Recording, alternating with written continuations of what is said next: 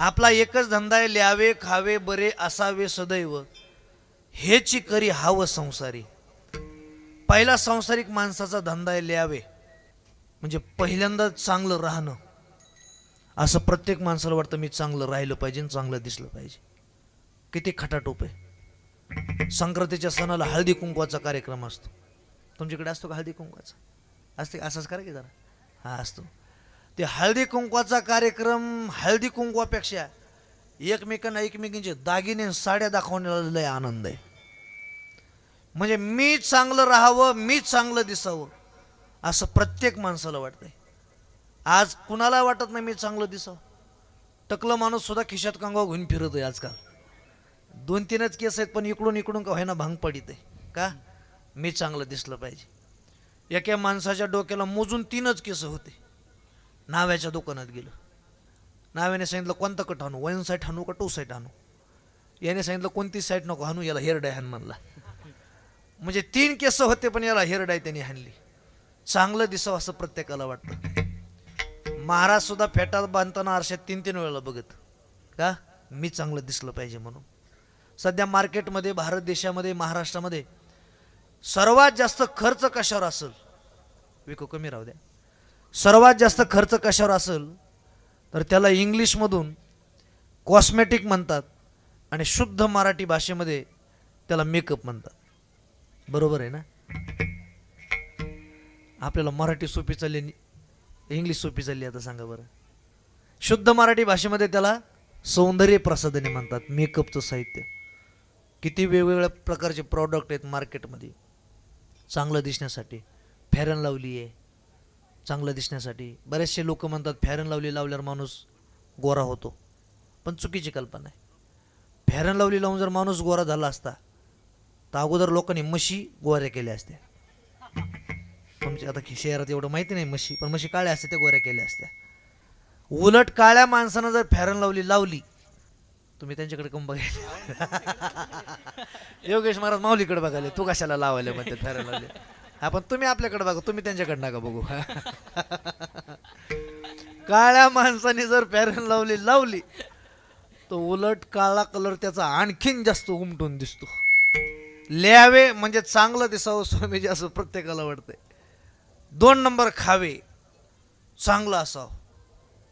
जे माणसं कशालाच नाहीत सप्त्यात, कीर्तनाला नाहीत, हरिपाठाला नाहीत, स्वामींच्या कथेला नाहीत, पारायणाला नाहीत, कशालाच नाहीत, ते कीर्तन जवळजवळ संपत आलं सदा सर्वदा, ते तुमचं चांगल्या पाठ येते काय बघावं. रावणा रावणा राज्य गंभीर केले, सीते सारखे रत्न चोरून नेले. ल्यावे खावे बरे असावे सदैव, आणि हेची करी हाव संसारी. आपल्या कुटुंबाचा उदरनिर्वाह करणे हा प्रत्येक संसारिक माणसाचा धंदा आहे. यानंतरचा एक धंदा आहे साधू संतांचा. योगेश महाराज थांब द्या की, माईक चालू राहू. दुसरा धंदा आहे साधू संतांचा एकच. दिन रजनी हाची धंदा गोविंदाचे पवाडे, गोविंदाचे पवाडे, गोविंदाचे पवाडे. दिन रजनी हाचे धंदा गोविंदाचे पवाडे, गोविंदाचे पवाडे, गोविंदाचे पवाडे. दिन रजनी हाची धंदा गोविंदाचे पवाडे, हे गोविंदाचे पवाडे, गोविंदाचे पवाडे. दिन रजनी हाची धंदा गोविंदाचे पवाडे, गोविंदाचे पवाडे, गोविंदाचे पवाडे. दिन रजनी हाची धंदा गोविंदाचे पवाडे. रात्र न कळे दिवस न कळे, अंगी खेळे दैवत, सारखं पांडुरंगाचं भजन करणं हा साधू संतांचा धंदा आहे. वेळ बदलली, काळ बदलला, परिस्थिती बदलली, पण महाराजांची निष्ठा आणि आवड कधी बदलली नाही. माणूस वेळ बदलली की बदलतो, काळ बदलला की बदलतो, जागा बदलली की माणूस बदलतो. आता काही माणसं माझ्यासमोर बसलेले आहेत, कीर्तन पाहिल्यावर, हरिपाठ पाहिला, हे संस्थेतील लेकरं पाहिले की त्यांना अंतःकरणामध्ये वैराग्य उत्पन्न होतं. त्यांना असं वाटतं काय आनंद आहे कीर्तनामध्ये, वा वा खूप मजा आहे संप्रदायामध्ये. पण दुर्दैवानं त्यांच्या गळ्यात माळ नाही. माझं असं प्रामाणिक मत आहे, एका सप्ताहातून कमीत कमी 5 मुलांनी तरी माळकरी व्हावं अशी माझी प्रामाणिक इच्छा आहे. ज्यांनी टाळ्या वाजवल्या त्यांनी तरी व्हावं. दुर्दैवानं त्यांच्या गळ्यामध्ये माळ नाही, पण माळ घालण्याची आवड आहे कधी कीर्तनात निर्माण झाली, कीर्तन ऐकून. मग असं वाटलं आता नाही नाही, कीर्तन झालं की स्वामींकडे जायचं आणि डायरेक्ट एखादी माळ आपल्या गळ्यात घालायची, वारकरी संप्रदायात आता राहायचं. पण जसं जसं कीर्तन संपत येईल तसं तसं हळूहळू याचं वैराग्य कमी होतं. आणि एकदा का कीर्तन झालं आणि मंडपच्या बाहेर बसलं, वा वा भारी भारी महाराज आहेत यावर्षी. स्वामीजीने निवडून निवडून आणलेत महाराज यावर्षी. हे बी निवडू दे खाली तंबाखू, निवडून निवडून आणलेत महाराज. आजचा महाराज तर चांगला झपकीत होता. आणि तो दुसरा म्हणतो अरे आत्ता सांगितलं ना कीर्तनात माळकरी व्हावं, माणसाने शाकाहारी असावं. सांगतच असतेत, चलतच असतंय. मग सगळ्या लोकांनी जर माळी घातली मग बोकडं काय नांगराला झोपायचे काय? जागा बदलली की काय बदलली? आवड बदलली. काही लोकांनी विचार केला चला म्हणले पंढरपूरला, बरेच दिवस झाले पांडुरंगाचं दर्शन घेतलं नाही. मग एक पिकअप भाड्याने केलं, पिकअपमध्ये बसले, पंढरपूरला दर्शनाला गेले. 5 तासाचा प्रवास झाला.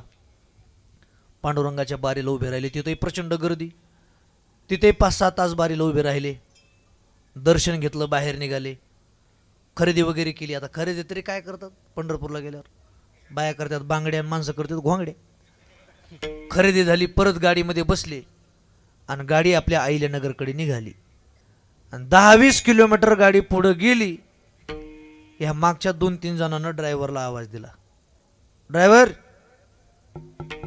अय पोरा. म्हटलं काय? गाडी साईडला घे म्हणले. थोडी थोडी साईडला. लक्षात आले का? फोडून सांगू? आलंय म्हणायचं लक्षात. 99% लोकांच्या लक्षात आलंय. हा हे म्हणलं साईडला. ड्रायव्हर बिचारा भाविक होता, खाली उतरला. अरे म्हणले तुम्ही येताना पांडुरंगाचं भजन केलंय, बारीला उभे राहिले तिथं भजन केलंय, चंद्रभागेत आंघोळीला गेलं तिथं टेटसला फोटो ठेवलाय आणि त्याला स्टोरी लावली, गाणं टाकले, आली विठ्ठलाची हाक धरली, पंढरीची वाट, झेंडा काय घेऊन फोटो काढला. आता थोडी मदत करा मला, कसतरी होत असं पुढचं नाही बोलल्यावर. आता डायरेक्ट धाब्यावर गाडी उभी केली प्यायला. ह्याने सांगितलं अरे पंढरपुरातलं पंढरपुरात आणि बुरुडगावचं बुरुडगावात. कोण बघायला म्हणले आपल्याला हान म्हणले, तू बी तुला बी गाडी हाणायची म्हणले. जागा बदलली की आवड बदलली. ध्यानात ठेवा बरं का. आता कधी कधी माणसाची परिस्थिती बदलली की माणूस बदलतो. अत्यंत गरीब शेतकरी दुसऱ्याच्या शेतामध्ये कामाला जात होता. अत्यंत गरीब त्याची परिस्थिती होती, म्हणून जुन्या काळामध्ये त्याने एक सायकल घेतली. आवडायची त्याला सायकल. गरीब परिस्थिती, दुसऱ्या शेतामध्ये कामाला जात होता. सर्वात प्रसिद्ध सायकल ॲटलास नावाची सायकल. एवढी सायकल त्याला आवडायची की दिवसातून 3-3 वेळेला ते सायकलला पुसायचं. तुमच्याकडे पुसणे हा शब्द आहे का? असं असं करा की आहे ना. हां, दिवसातून 3-3 वेळेला ते सायकलला पुसायचं. आवडायची काय त्याला? सायकल. कालांतरानं 2 मुलं त्याला झाल्यानंतर एक मुलगा डॉक्टर झाला आणि एक मुलगा PSI झाला. ते दोन्ही भावंड एकत्रित आले आणि त्यांनी विचार केला आपल्या वडिलांनी अत्यंत गरिबीतून आपल्याला शिकवलंय, मोठं केलंय, नोकरीला लावलंय. आपल्या वडिलांच्या ऋणातून उतराई होण्याकरता आपण काहीतरी करावं, म्हणून अहिल्यानगरला गेले, टोयोटा शोरूमला गेले आणि 35 लाखाची एक गाडी आपल्या वडिलांना घेऊन आले. सरप्राईज शब्द आहे का त्याला? सरप्राईजच म्हणतात का? सरप्राईज. बाप्पा आजपासून ही गाडी तुमची. एवढा आनंद झाला वडिलांना. मुलं असावीत असे. वडील त्या गाडीमध्ये बसले, भगवान भोलेनाथाचं दर्शन घेतलं. 2-3 दिवस आनंदात निघून गेले. ज्या वेळेला सायकल होती दिवसातून 3-3 वेळेला ते सायकलला पुसायचं. आता 4-5 दिवस आनंदात निघून गेले. आता सगळे गावकरी मला सांगा, तोच माणूस आता सायकल दिवसातून किती वेळेला पुसत असेल? तुम्ही विचार करा, तोपर्यंत मी स्वयंपाक झाला का बघतो मग काय कसं काय नाही. अहो किती वेळेला पुसत असेल? अहो बघतच नसन सायकलकडं. का बरं बघत नसल? गाडी आली, पैसे वाढे सप्त्याला ये ना ते. याला 5G म्हणते, बाकी नाही मिळाला लागायचं मला. असू द्या. गाडी आली, सायकलला विसरलं. परिस्थिती बदलली, त्याची आवड बदलली. कधी कधी माणसाचं वय बदललं की माणूस बदलतो. वय बदलल्यावर माणूस बदलतो. 2 वर्षाचा मुलगा मोठ्याने रडायला लागला. आईने घेतलं, रडणं थांबेना. गल्लीतल्या महिलाने घेतलं, रडणं थांबेना. शेवटी वडील घरी आले. वडिलांनी त्या लेकराला घेतलं आणि स्वतःच्या खांद्यावर बसवलं. त्याच्यामध्ये एक ऑब्झर्वेशन करण्यासारखी गोष्ट आहे. आई आपल्या बाळाला कडेवर बसवते आणि बाप आपल्या बाळाला खांद्यावर बसवतो. त्याचे 2 वेगवेगळे कारण आहेत. आई कडेवर बसवते त्याचं रिझन कारण वेगळं, आणि वडील खांद्यावर बसवतात त्याचं कारण वेगळं. आई कडेवर बसवते याचं कारण असं की जे मला दिसतं ते माझ्या लेकरानं पाहिलं पाहिजे, म्हणून आई आपल्या बाळाला कडेवर बसवते. पण बाप बाळाला कडेवर बसवत नाही, बाप बाळाला खांद्यावर बसवते याचं कारण जे मलाही दिसत नाही ते माझ्या या लेकरानं पाहिलं पाहिजे, म्हणून बाप बाळाला खांद्यावर बसवत असतो. आईपेक्षा काकणभर जास्त प्रेम आपल्यावर कोण करतो? तो म्हणजे आपला बाप करतो. फक्त नारळासारखा कठीण आहे म्हणून बापाचं प्रेम दिसत नाही. प्रभू रामचंद्र वनवासाला निघाले. हे राम हमारे छोड़ के बन मत जाओ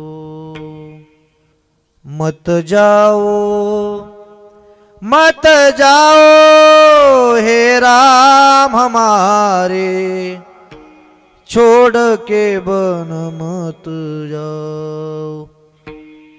प्रभू रामचंद्र वनवासाला निघाले. आकांत करताना कौशल्य माता दिसेल, सुमित्रा माता दिसेल, संपूर्ण अयोध्या तुम्हाला दिसेल. पण पुत्रवियोगानं दशरथ राजानं आपला देह सोडून दिला. त्या दशरथ राजाचं प्रेम कुठं कमी आहे? अगोदर मला ते सांगा. देवकी मातेचे 6 मुलं मारले. आकांत करताना आपल्याला देवकी माता दिसेल. पण धोधो पावसामधून यमुना मैयाच्या पुरातून घेऊन जाणाऱ्या वसुदेवाचं प्रेम कुठं कमी आहे? अगोदर मला ते सांगा.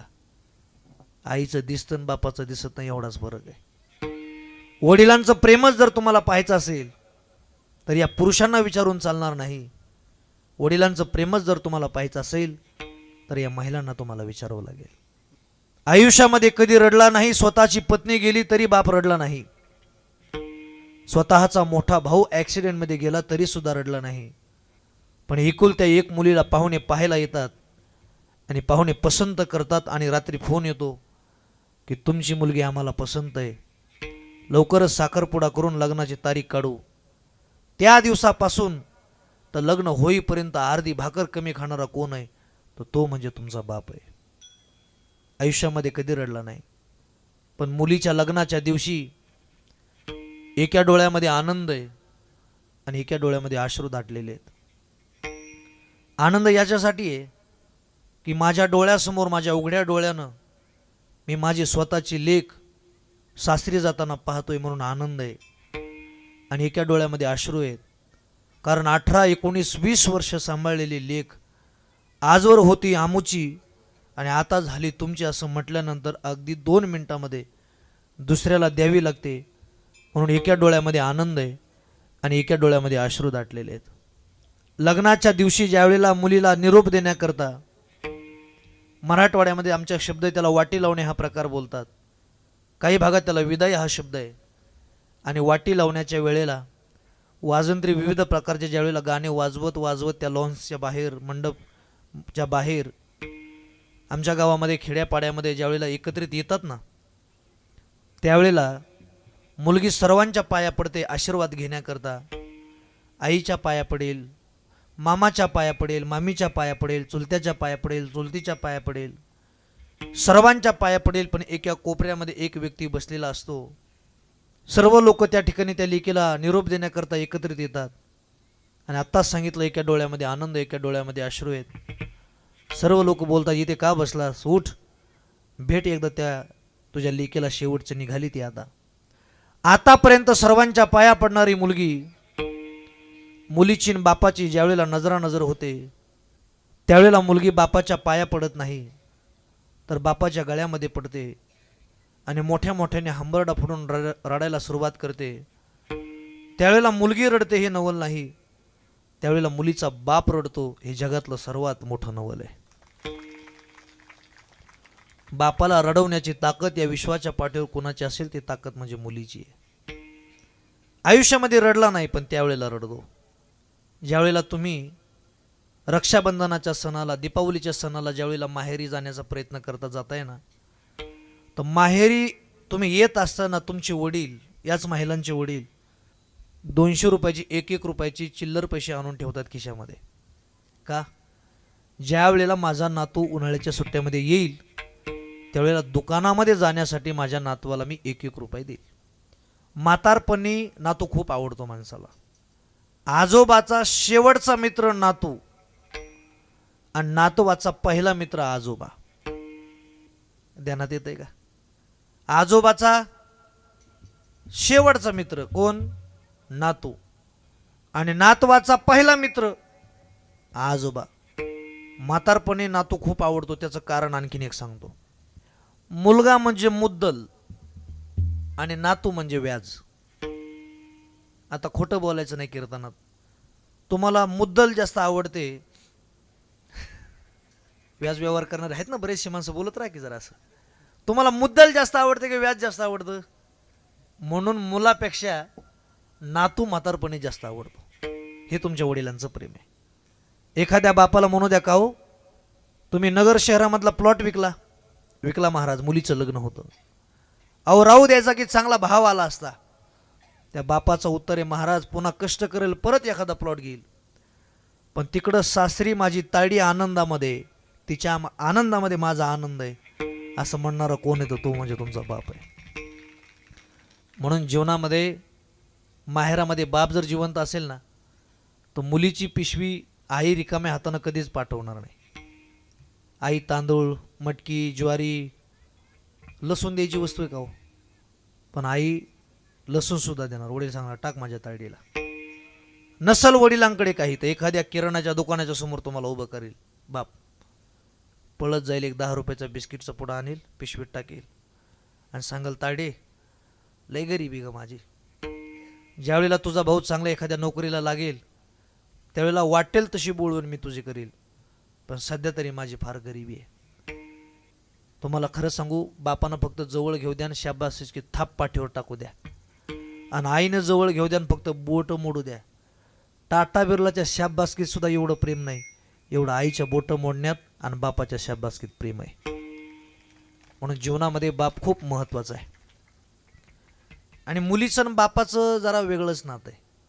मुलीचं आणि बापाचं वेगळंच नातं आहे. खरं सांगा पुरुष मंडळी, तुमच्यावर सर्वात जास्त प्रेम मुलगा करतो की मुलगी करते? हा, मुलगी करते. मग तुम्ही जमीन, प्रॉपर्टी, इस्टेट कोणाच्या नावावर करतात? मुलाच्या. का? वंशाचा दिवा.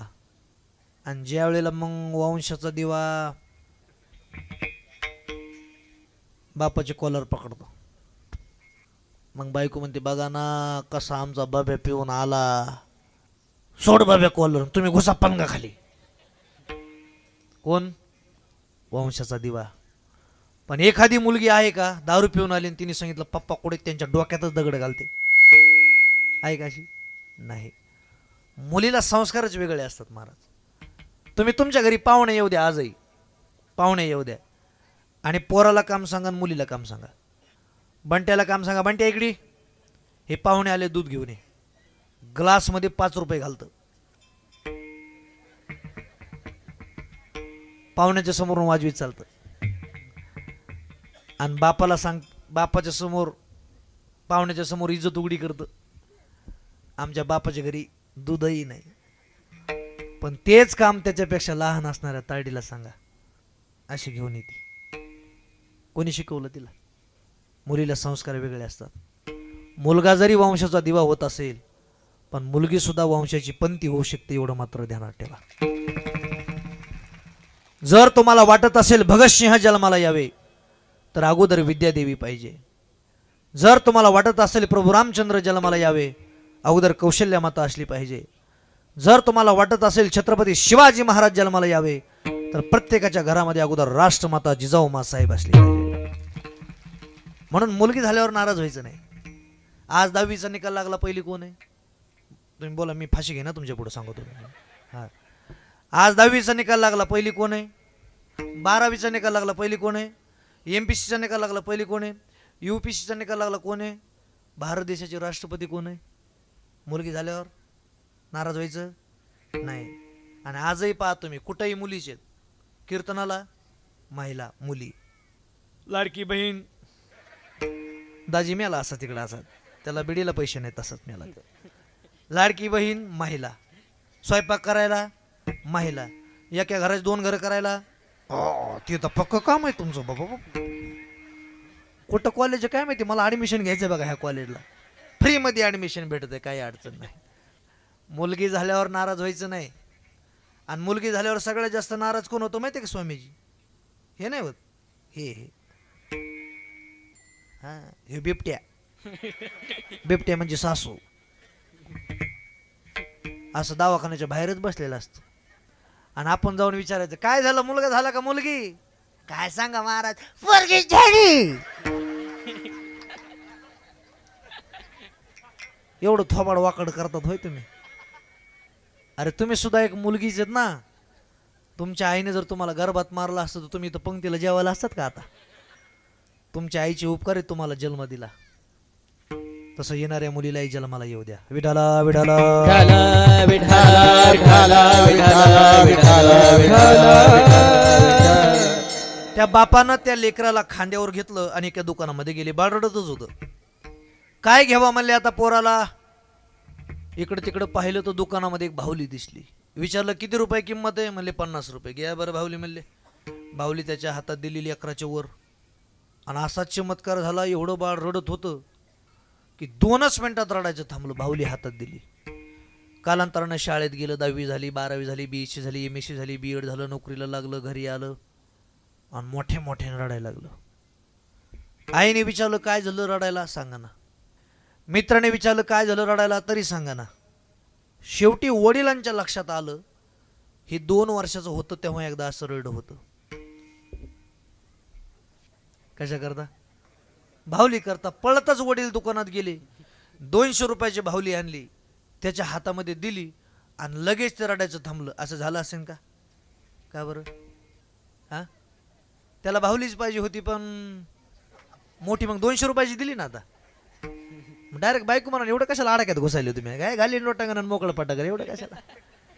ज्या मुलाला 2 वर्षाचा असताना 50 रुपयाच्या बाहुलीत समाधान झालं, पण आता 200 रुपयाची दिली तरी समाधान होत नाही. त्याचं कारण आहे, आता त्याचं वय बदललं, काळ बदलला, वेळ बदलली, परिस्थिती बदलली, माणूस बदलला.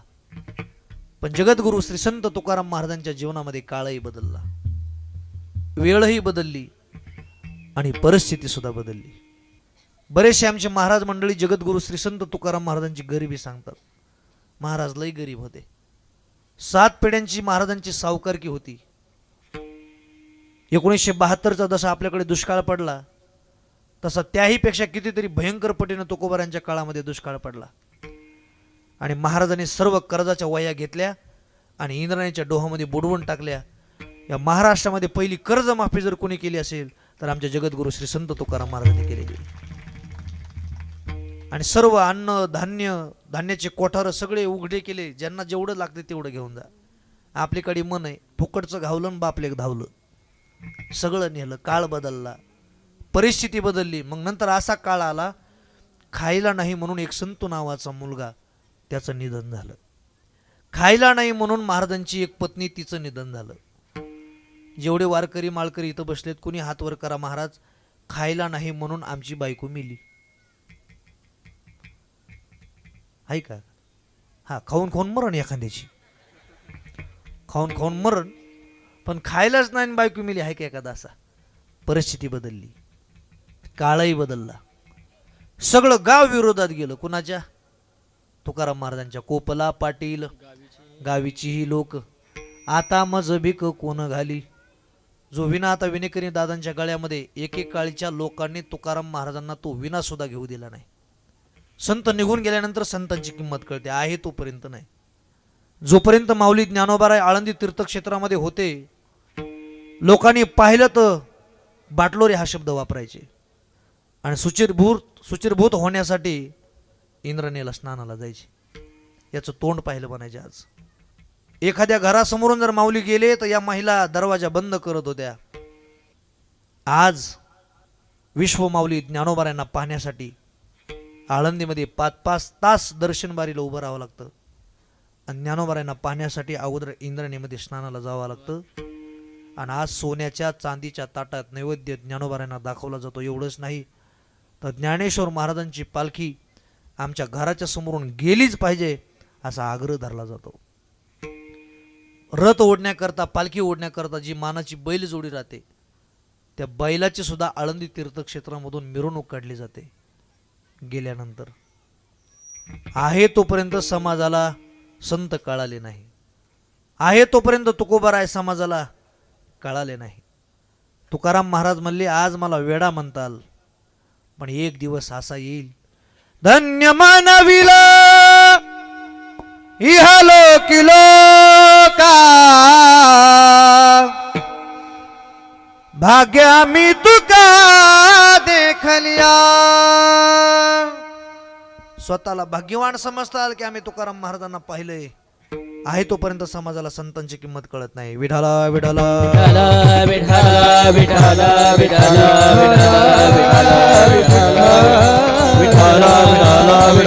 विठाला विठाला.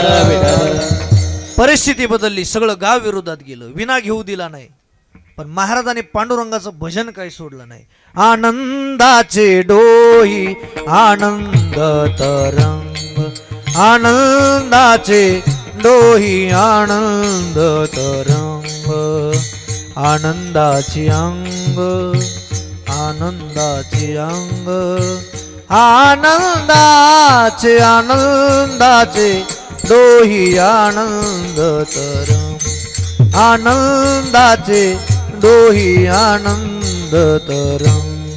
जेथे जातो ते तो माझा संगाती, चालवीसी हाती धरोनिया, चालवीसी हाती धरोनिया. जिथे जातो ते तो माझा सांगा, जिथे जातो ते तो माझा सांग, तो माझा सांग, तो माझा सांग.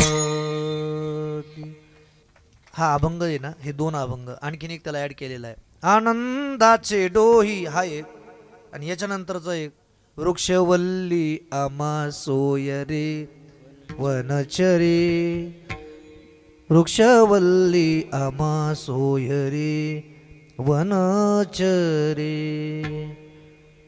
ह्या रचना तुकोबारायांच्या, पण गायलेले अभंग गान कोकिळा भारतरत्न लता दीदी मंगेशकरांचे. आवाज, मेरी आवाज ही मेरी पहचान आहे. म्हणून ज्यांना ज्यांना आवाज आहे तुम्ही भाग्यवान आहेत. देवाने तुम्हाला आवाज दिला, पूर्वजन्मीचं पुण्य आहे म्हणून देव आवाज देतो. काय केलं मना वाटतं, पण त्यांचा आवाज ऐकल्यानंतर माणसाला फाशी घ्यावी वाटते. पण काही लोक असे आहेत की त्यांचा आवाज ऐकल्यानंतर लोक म्हणतात पुन्हा एकदा, वन्स मोर. देवाने दिलेली देणगी. लता दीदींनी अभंग गायले. भारत देशामध्ये आणखीन एक गायक झाले, पंडित भीमसेन जोशी.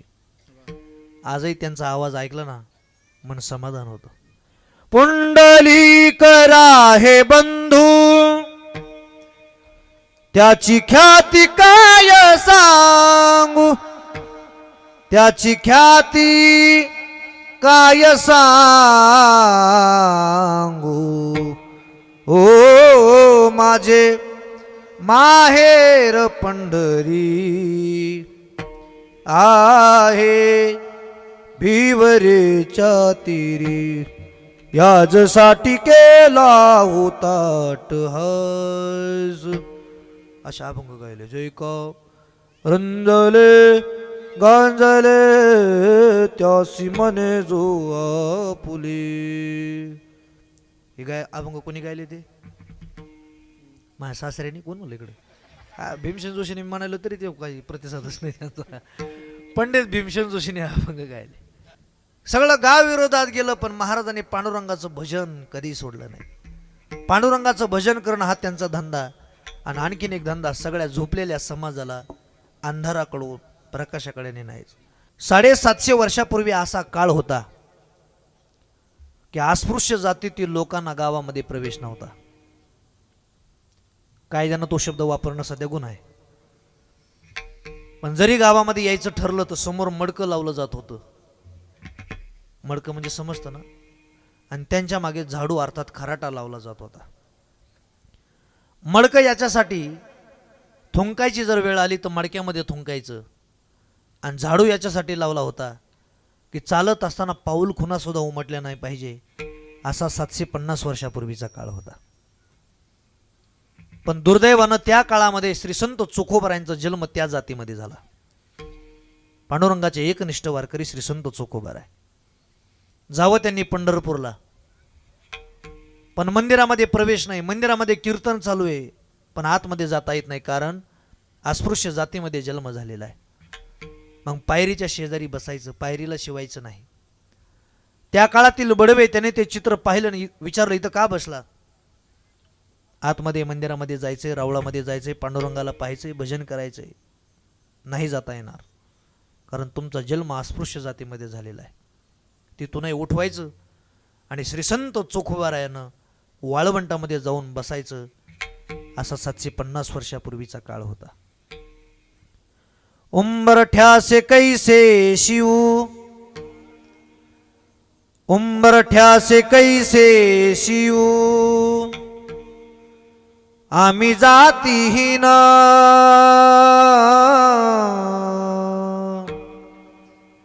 रूप तुझे कैसे पाहू, त्यात आम्ही दीन. पायरीसी होबू दंग, गावोणी अभंग. पायरीसी होबू दंग, वाळवंटी गाऊ आम्ही, वाळवंटी नाचू.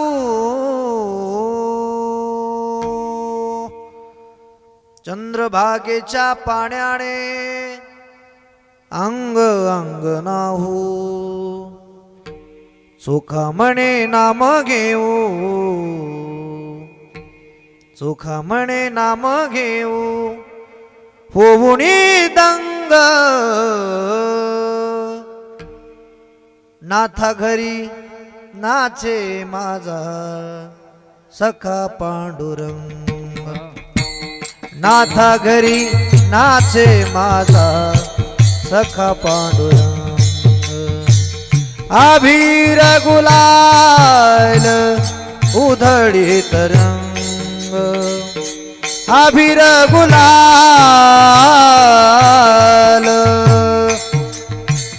उधळीत रंग. रंग रंग नाथ घरी नाचे माझा सखा पांडुरंग.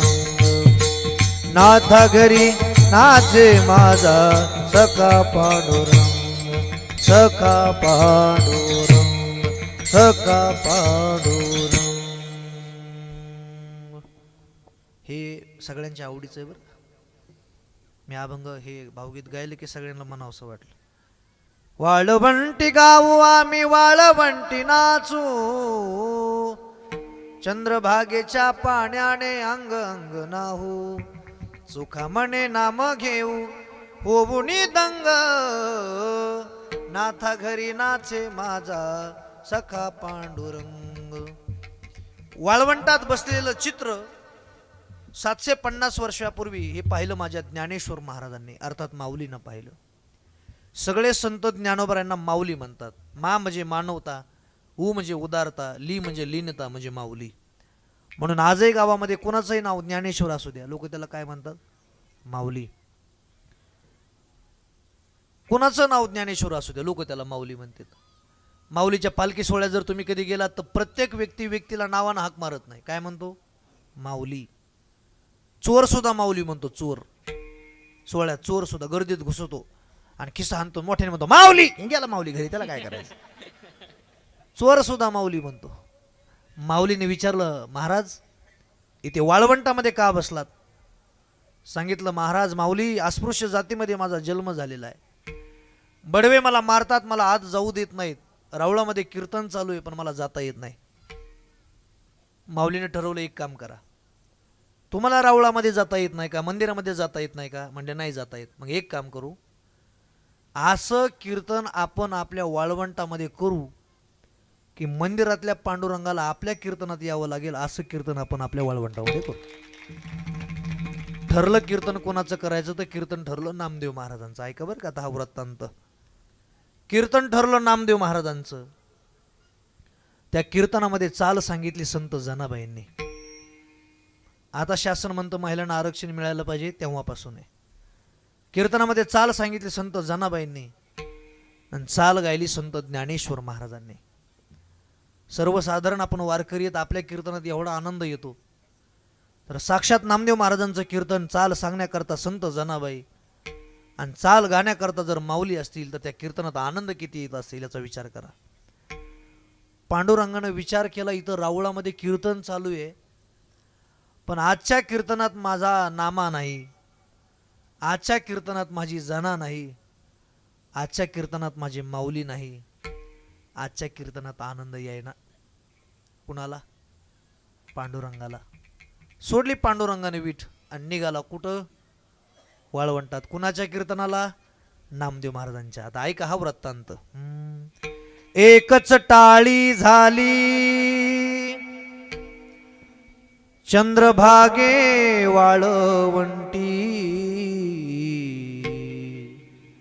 माझा ज्ञान राजा गोपाळांशी लाह्या वाटी, नामदेव कीर्तन करी पुढे नाची पांडुरंग, जनी मने ज्ञान देवा बोला अभंग, अभंग बोलता रंग कीर्तनी भरला, प्रेमाचे निछंदे विठ्ठल डोलू लागला. देव कीर्तनात नाचू लागला, उड्या मारू लागला, डोलू लागला, नाचू लागला. त्याचा परिणाम असा झाला, नाचता नाचता नाचता नाचता देवाचा गळला पितांबर, देवाचा गळला पितांबर. सावध होई देवा ऐसे बोले कबीर. कबीर महाराजांनी देवाचा हात धरला. आहे देवा, अरे कीर्तनाचा आनंद घेतोस, उड्या मारतोस, ठीक आहे, पितांबर धोतर तरी सांभाळ. माझं ऐका बघू. ज्या कीर्तनामध्ये, ऐका, ज्या कीर्तनामध्ये आतमध्ये जाता येत नाही, कुणाला?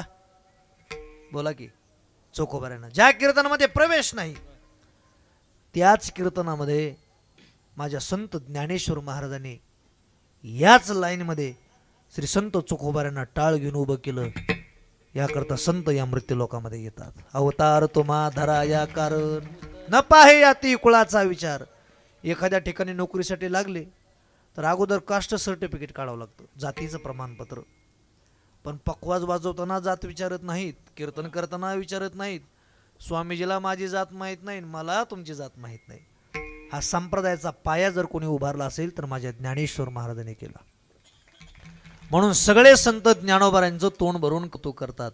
संत या मृत्यू लोकांमध्ये आले त्याच्याकरता, अंधाराकडून समाजाला प्रकाशाकडे नेण्याकरता. विठाला विठाला विठाला विठाला विठाला.